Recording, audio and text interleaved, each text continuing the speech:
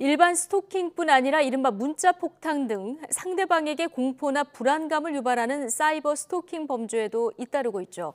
지금까지는 주로 벌금형 선고가 많았는데 징역형이 명시된 양형 기준이 새롭게 마련되면서 법원 판결도 더 무거워질 것으로 보입니다. 홍민기 기자입니다.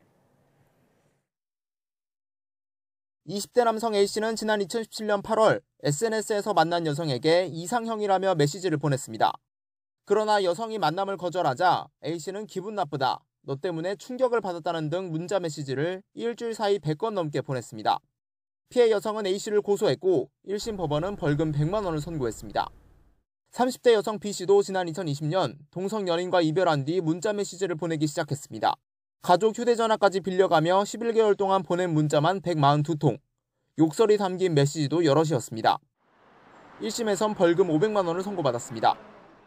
이처럼 상대방에게 공포심이나 불안감을 유발하는 문자나 영상 등을 반복해 보낼 경우 최대 징역 1년 또는 1,000만 원 이하 벌금을 물 수 있습니다. 다만 아직까지는 구체적인 양형 기준이 없어 법원마다 형이 들쭉날쭉한 경우가 많았는데 이 기준이 새롭게 마련됐습니다. 먼저 다른 사람에게 보복하거나 다른 범죄를 일으킬 목적으로 범행한 경우 형이 가중됩니다. 상대방이 장애를 가졌거나 취약 연령대인 경우도 마찬가지입니다.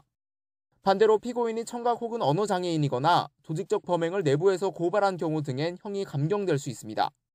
가중 요소가 있으면 징역 6개월에서 징역 1년, 감경 요소가 있을 때는 6개월 이하 징역형에 처하도록 했는데 재판부가 각 요소를 저울질한 뒤 형을 정하게 됩니다. 이른바 문자폭탄 범죄 형량에 구체적인 기준이 마련된 만큼 최근 잇따르는 사이버 스토킹 범죄 판결에도 영향을 줄 수 있습니다.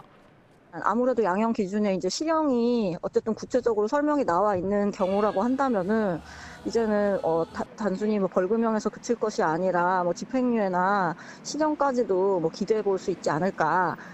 대법원 양형위원회는 관계기관 의견 수렴 절차를 거쳐 내년 4월 전체 회의에서 양형 기준을 최종 의결할 예정입니다.